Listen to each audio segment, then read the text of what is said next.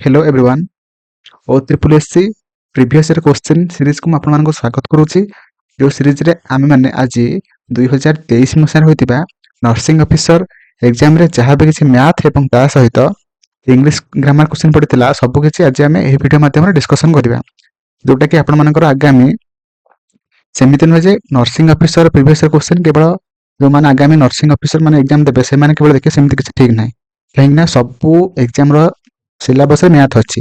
तो से आपण मैंने जो भी किसी एग्जाम दिखाँ ना कहीं OSS अंडर हो कि OSS अंडर हो कि आपर सीटीईटी OTET जेटी OSTET जहाँ भी एग्जाम दिखाँ ना कहीं BED CT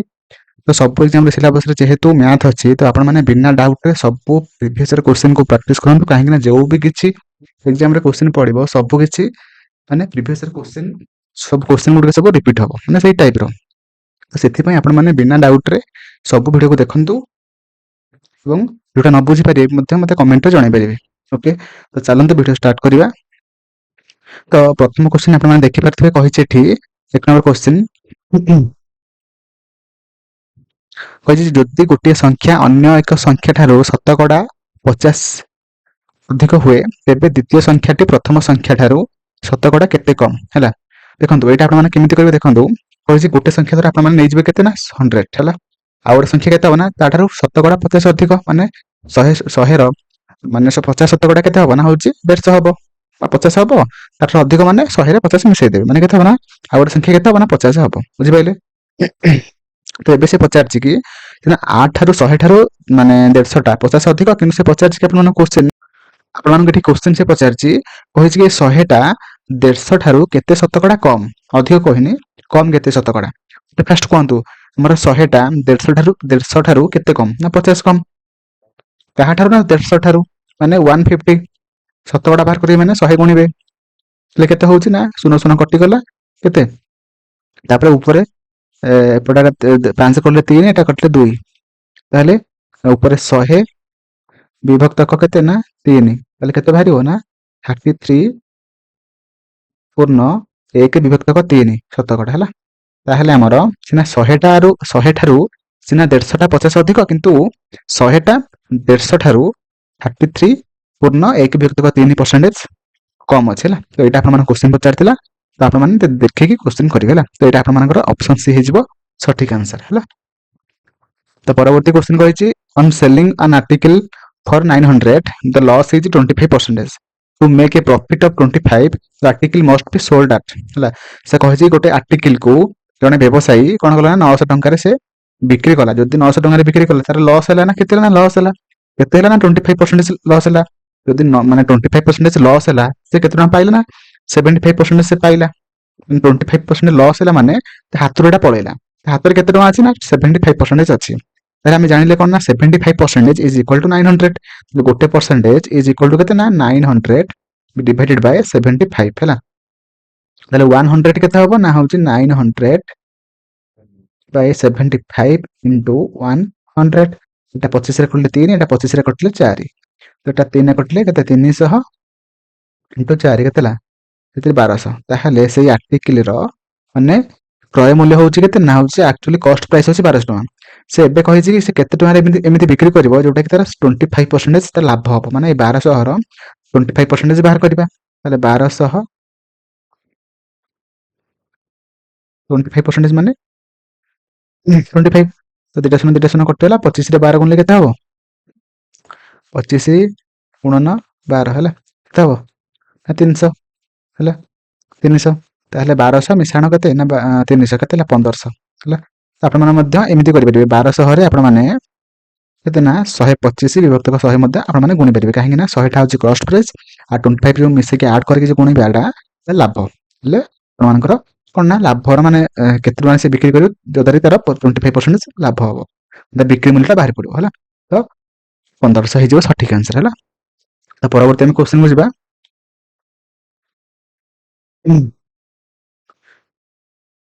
परवर्ती क्वेश्चन आपण देखि परथबे एठी कहिछि the average of 20 numbers is 48 if two numbers namely जोटा कि 53 and 70 are discarded what is the average of the remaining number माने कहि 20 टी संख्यार हार हार जोटा कि 48 अटे जदि दुईटी संख्या यथा 53 एवं 70 को बाद दिया जाए ତେବେ ଅବଶିଷ୍ଟ ସଂଖ୍ୟାର ହାରାହାରି କେତେ ହେଲା ମାନେ 20ଟା ସଂଖ୍ୟାର ହାରାହାରି ଦେଇଥିଲା ଏଠି ଆପଣମାନଙ୍କୁ 48 ହେଲା ତ ସେ 20ଟା ସଂଖ୍ୟା ମଧ୍ୟରେ କେତେ କେତେ ଥିଲା 53 ଗୋଟେ ଥିଲା and ଆଉ ଗୋଟେ 70 ମାନେ 70 ଗୋଟେ ଥିଲା ଯଦି ସେ ଦିଟାଙ୍କୁ ମାନେ ବାହାର କରାଯାଏ ତେବେ ସେମାନଙ୍କର ହାରାହାରି କେତେ ରହିବ ଦେଖନ୍ତୁ ଫାଷ୍ଟ ଆମେ ଗୁଣିକି ମଧ୍ୟ କଲେ ହବ ଆମେ କେମିତି କରିବା ନା ଦେଖନ୍ତୁ ଏଇଟା ହେଲା ତାର ଆଭରେଜ ହେଲା ଆଭରେଜ ଦୁଇଟା ସଂଖ୍ୟା କେତେ କେତେ ମାନେ ବଢିକି ଅଛି ନା ଏଇଟା 53ଟା କେତେ ନା ହଉଛି ପ୍ଲସ୍ 5 ହେଇକି ଅଛି ଆଉ 70ଟା ପ୍ଲସ୍ କେତେ ନା ହଉଛି 22 ହେଲା ତାହେଲେ ଗୋଟେ ସଂଖ୍ୟା 5 ବଢିକି ଅଛି and ଆଉ ଗୋଟେ ସଂଖ୍ୟା 22 ବଢିକି ଅଛି ତ ଟୋଟାଲ କେତେ ମାନେ ବଢିକି ଅଛି ନା ହଉଛି 27 એટલે ଏଇ 20ଟା ସଂଖ୍ୟା ଥିଲା ଦିଟା ସଂଖ୍ୟା ବାହାରିଗଲା କେତେ ସଂଖ୍ୟା ରହିଲା ନା 18ଟା ସଂଖ୍ୟା ରହିଲା ତ 27ରେ ଆପଣମାନେ 18 କରିଲେ କେତେ ବାହାରୁଛି ନା ହଉଛି 1.5 ବାହାରିବ ହେଲା 18 କେ 18 18 ଏପଟେ 7 2 9 90 ହେଲା 18 5 90 ହେଲା 1.5 ମାନେ ଯଦି ଏପଟେ ଆପଣମାନଙ୍କୁ ଏଇ ଯୋଉ ପ୍ଲସ୍ ହେଇକି ଥିଲା ଯଦି ପ୍ଲସ୍ ସଂଖ୍ୟା ଯଦି ଆପଣମାନେ ବାହାର କରିଦେବେ ତ ଆଭରେଜଟା କମିଯିବ એટલે 1.5 ଆଭରେଜ ଆପଣମାନଙ୍କର କମିଯିବ ହେଲା ତ 48 ଥିଲା 1.5 କମିଲେ କେତେ ହବ ନା 47 ଆଉ ହାଫ୍ କରିଲେ 46.5 ହେଲା ତ ଅପସନ ବି ହେଇଯିବ ଆପଣମାନଙ୍କର ସଠିକ ଆନ୍ସର ହେଲା ଏ ଦିଟାଙ୍କ ସଂଖ୍ୟାକୁ ବାହାର ଗଲା ପରେ ଆପଣମାନଙ୍କର ହାରାହାରି 46.5 ହେଇଯିବ ପରବର୍ତ୍ତୀ ସଂଖ୍ୟା ଆପଣମାନଙ୍କୁ ଗୋଟେ କହିଛି the greatest 4 digit number exactly divisible by 15 20 and 25 each ଚାରି ଅଙ୍କ ବିଶିଷ୍ଟ କେଉଁ ବୃହତ୍ତମ ସଂଖ୍ୟାଟି ଠିକ ଭାବରେ 15 20 25 ଦ୍ୱାରା ବିଭାଜ୍ୟ ଅଟେ ଏଇ ଚାରିଟାଙ୍କ ଅପସନ ମଧ୍ୟରୁ ଆପଣମାନେ ଦେଖିବେ କି କୋଉଟା 15 20 25 ତିନିଟାଙ୍କ ସଂଖ୍ୟାରେ କଟୁଥିବ ଫାଷ୍ଟ ଗୋଟେ କଥା କି 25 ଯୋଉଟା ଥିବ ଯୋଉ ସଂଖ୍ୟାର ଏକକ ଘରେ ଯଦି 0 ନାହିଁ ତେବେ ସେ ସଂଖ୍ୟାଟା 25ରେ କଟିବ ନାହିଁ ଗୋଟେ ଏଇଟା ହବ ନାହିଁ ଆଉ ଗୋଟେ କଣ ଆଉ ଆ ପରେ ବଡ ସଂଖ୍ୟାଟା କୋଉଟା ନା ହଉଛି ଆମର ଏଇଟା ଏଟା ଯଦି ଆପଣ ମାନେ 15ରେ କାଟିବେ ଏଟା କଟୁ ନାହିଁ ହେଲା କଟୁ ନାହିଁ ତାପରେ କୋଉଟା ରହିଲା ନା ହଉଛି 9900 ଟଙ୍କା ଏଇଟା ହେଲା ଆପଣମାନଙ୍କର ସଠିକ ଆନ୍ସର କାହିଁକି ନା ଏଇଟା ସବୁ ସଂଖ୍ୟାରେ କଟି ଯାଉଛି ହେଲା ତ ଅପସନ ବି ହେଇଯିବ ଆପଣମାନଙ୍କର ସଠିକ ଆନ୍ସର ହେଲା ମାନେ ଦେଖନ୍ତୁ ହରିକି ଦେଖନ୍ତୁ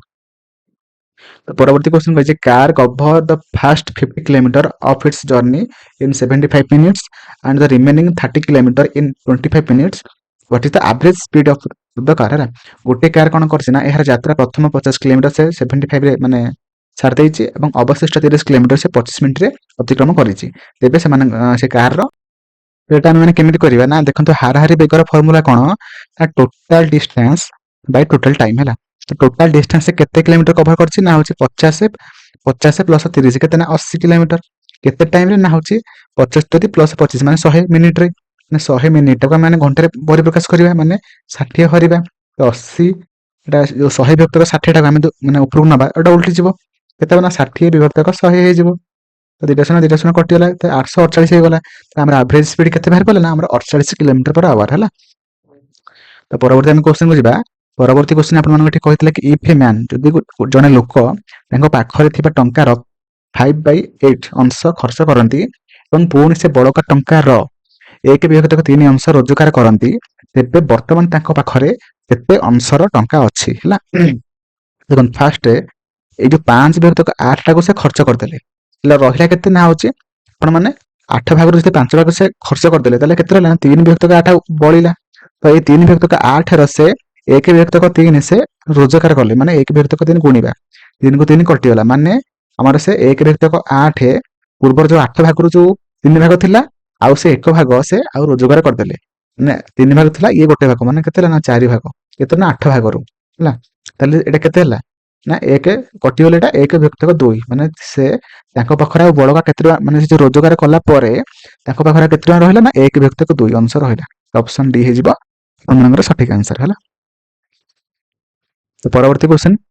এটা ଦେଖନ୍ତୁ କହିଛି ଏ ଯିଏ କି କଣ କରେ ନା ମାନେ ଏ ଏକ କାର୍ଯ୍ୟକୁ 1/4 ଅଂଶ 6 ଦିନରେ କରିପାରେ ଏବଂ ବି ସେହି କାର୍ଯ୍ୟକୁ 2/3 ଅଂଶ 12 ଦିନରେ କରିପାରେ ତେବେ ଉଭୟ ଏ ଓ ବି ଏକତ୍ର ଭାବରେ କେତେ ଦିନରେ କାର୍ଯ୍ୟଟିକୁ ସାରିପାରିବେ ହେଲା ଦେଖନ୍ତୁ ଫାଷ୍ଟ ଏଠି 1/4 ଟାକୁ ଆମେ 1 କରିବା ଏ ଲେଖିବା ଏମିତି 1/4 ଅଂଶ ଆମର ଅଂଶ ଆମେ ରଖିବା ନାହିଁ ଏଟାକୁ ସେ 6 ଦିନରେ ସେ ସାରିଦିଏ ହେଲା এটা କିନ୍ତୁ ଦେଖନ୍ତୁ 1/4 ଅଂଶ ତ ଏଇ 4ଟା ଯଦି ଆମେ 6 ରେ ଗୁଣିଦେବା ତେବେ ଆମର ଗୋଟେ କାମଟାକୁ ସେ 624 ଦିନରେ ସେ ସାରିଦବ ହେଲା ଯଦି ଗୋଟେ କାମର ମାନେ 4 ଭାଗରୁ ଗୋଟେ ଭାଗ ସେ 6 ଦିନରେ ସାରି ଦଉଛି ଟୋଟାଲ କାମଟାକୁ ସେ 24 ଦିନରେ ସାରିପାରିବ ସେଇଭଳିଆ ବିଟା କଣ ନା ବିଟା ସେ 2/3 ଅଂଶ ସେ କୋଉଥିରେ ସାରୁଛି ନା ହଉଛି ସେ 12 ଦିନରେ ସାରି ଦଉଛି ତେବେ ସେ ଏଟାକୁ ଆମେ ମାନେ କଣ କରିବା ନା ଏଇ ଯୋଉ 3ଟାକୁ 12 ମଲ୍ଟିପ୍ଲାଏ କରିବା ଯୋଉଟା କି 12 36 36 ହବନି 36 ହବ ଯେ କିନ୍ତୁ ମାନେ ସେ ଦିଟା କାମ ଏଠି 2 ଅଛି ଦିଟା କାମକୁ ସେ ଯଦି 36 ଦିନରେ କାମ ସାରୁଛି ଗୋଟେ ଗୋଟେ କାମକୁ ସେ କେତେ ଦିନରେ ସାରିବ ନା 18 ଦିନରେ ସାରିବ ହେଲା 18 ଡେଜରେ ସେ ସାରିବ ହେଲା ଏଟାକୁ ଟିକେ ଦେଖିକି କରିବେ କାହିଁକି ନା ଉପରେ 2 ଅଛି ଏଟାକୁ ଆପଣ ମାନେ 1 କରିବେ 1 କଲା ପରେ ଏ ସହିତ ବିଟା ସମାନ ହବ ହେଲା ତ ଏଟା 36 କରିଦେବେ ନା ଭୁଲ ହେଇଯିବ ହେଲା ଏଇ ଯୋଉ ଦୁଇଟାକୁ ପୁଣି ଏଠି ହରିବେ ଏଇ ଯୋଉ ହରଟା ଏଥିରେ ମଲ୍ଟିପ୍ଲାଏ ହବ ଏବଂ ଲବଟା ଏଥିରେ ହରଣ ହବ ତ ହେଲା ପରେ 18 ଦିନ ମାନେ ଏ ଗୋଟେ କାମକୁ 24 ଦିନରେ ସାରି ଦଉଛି ଏବଂ ବି ସେଇ କାମଟାକୁ ମାନେ 18 ଦିନରେ ସାରି ଦଉଛି ତେବେ ଯଦି ସେ ଦିଟାକୁ ମିଶିକି ଯଦି କାମ କରିବେ ସେ କେତେ ଦିନରେ ସାରିବେ ସେଟା ସେ କ୍ୱେଶ୍ଚିନ୍ ପଚାରିଛି ହେଲା ତ କେମିତି କରିବେ 24 ଲେଖିଦେଲେ ବି 18 ଦିନ ଲେଖିଦେଲେ ତ ସେମାନଙ୍କର ଟୋଟାଲ କାମ କେତେ 24 18 ଲସ୍ କେତେ ନା 72 ତ ଏଟା ଏ ର ଏଫିସିଏନ୍ସି କେତେ ହବ ନା 24 କେତେ 24 3 72 3 ଆଣ୍ଡ ବି ର ଏଫିସିଏନ୍ସି କେତେ ହବ ନା 4 18 72 ତାହେଲେ ଟୋଟାଲ କାମ କେତେ ନା 72 ଏମାନଙ୍କର ଗୋଟେ ଦିନରେ ଇଏ 4 3 7 ଏଫିସିଏନ୍ସି ତିନିଟାଙ୍କୁ ମିଶେଇ ଦେବେ 4 3 7 ତ ଏଟା କେତେ ହବ ହରିଲେ 10 ପୂର୍ଣ୍ଣ 2 ବିଭକ୍ତକ 7 ଦିନ ହେଲା ତାହେଲେ 10 ପୂର୍ଣ୍ଣ 2 ବିଭକ୍ତକ 7 ଦିନରେ ମୋର ସେ କାମଟାକୁ ସାରି ଦେଇପାରିବି ହେଲା ଏ ଆଣ୍ଡ ବି ମିଶିକି କେତେ ଅପସନ ସି ହେଇଯିବ ସଠିକ ଆନ୍ସର ପରବର୍ତ୍ତୀ କ୍ୱେଶ୍ଚିନ୍ କୁ ଯିବା କହିଛି ଗୋଟିଏ ସଂଖ୍ୟା ଏହାର ଶତକଡ଼ା 30 ରୁ 49 ଅଧିକ ଅଟେ ତେବେ ସଂଖ୍ୟାଟି କେତେ ହେଲା କଣ ହେଇଛି ନା ଗୋଟେ ସଂଖ୍ୟା ଆମେ ଧର x ନେଇଯିବା ସେଟା କାହା ସହିତ ସମାନ ସେ ସଂଖ୍ୟାର 30% ମାନେ 30 ବିଭକ୍ତକ 100 x ପ୍ଲସ୍ 49 ସହିତ ସମାନ ହେଲା 2 କଟିଗଲେ କେତେ ନା 3x is equal to 3x by 10 plus 49 এটা এপটিকি মাইনাস হবে না x minus 3x by 10 is equal to 49 তো এটা 10 লস আউট হবে 10x minus 3x ওটা 7x ହେଲା by 10 is equal to 49 তো 7x is equal to 49 into 10 তো 7টা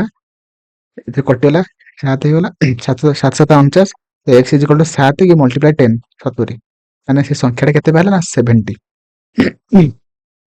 ତାହେଲେ ସେ ସଂଖ୍ୟାଟା କେତେ ନା 70 ଅପସନ ସି ହେଇଯିବ ସଠିକ ଆନ୍ସର ହେଲା ପରବର୍ତ୍ତୀ କ୍ୱେଶ୍ଚନ